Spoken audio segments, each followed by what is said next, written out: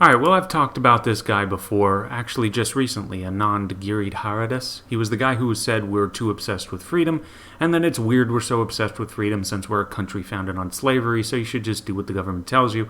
And as I pointed out, that's an odd take, considering it was government that provided the legal framework and the state defense of slavery as an institution, so if anything, the U.S. government sanctioning and protecting the institution of slavery should make you even more weary of government taking liberties away, not less. But anyway, that's not the point of this video.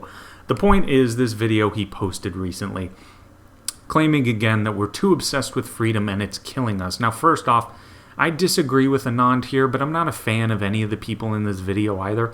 It's a video of people intentionally coughing on others who have given them a hard time for not wearing a mask, or things along those lines. Now, I don't really like anyone involved in this. However, I will point one thing out to Anand.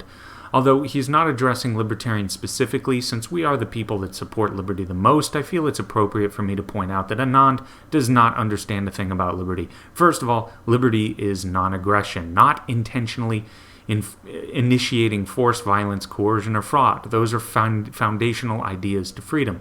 So now Anand has actually got it backwards here. Intentionally, directly, purposefully coughing in someone's face with the intent to infect them with some virus or sickness or to deprive them of their health in some way is not okay. It doesn't matter if COVID-19 ever existed.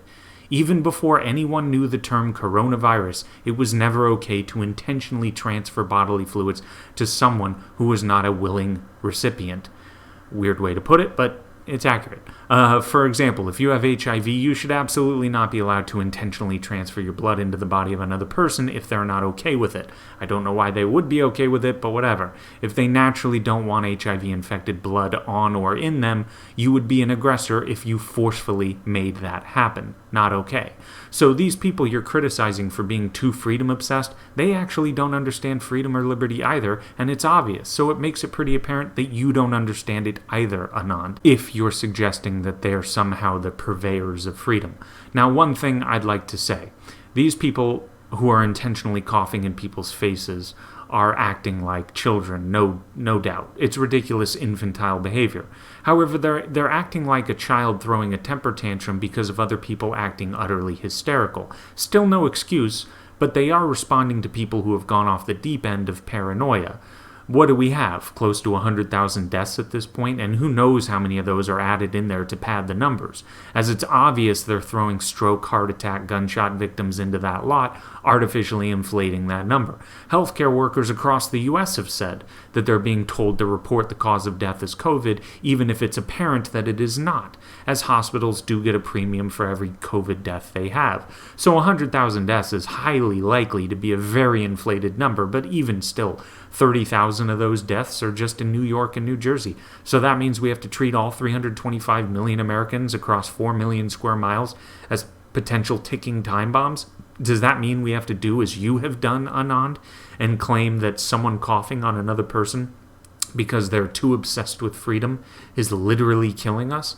As I said, no excuse for these people intentionally coughing on other people, but your assertion that they're mass murderers now is insane. And there's another thing to point out here. Again, it should be obvious that some of these people coughing on others don't understand freedom in the least, so the fact that Anand thinks that they're too freedom-obsessed only shows, as I said, that he doesn't understand a thing about it either. There is a guy in this video who wasn't wearing a mask, who was being refused service, I believe. And he started saying, I'm an American and I woke up free today, etc. The guy working at the store said that that was just their company policy, so he has to wear a mask or he won't be served. Now, to the guy who said he was a free American, even that guy seems to be confused. That's a private business. He doesn't have to agree, nor do I have to agree with the policy.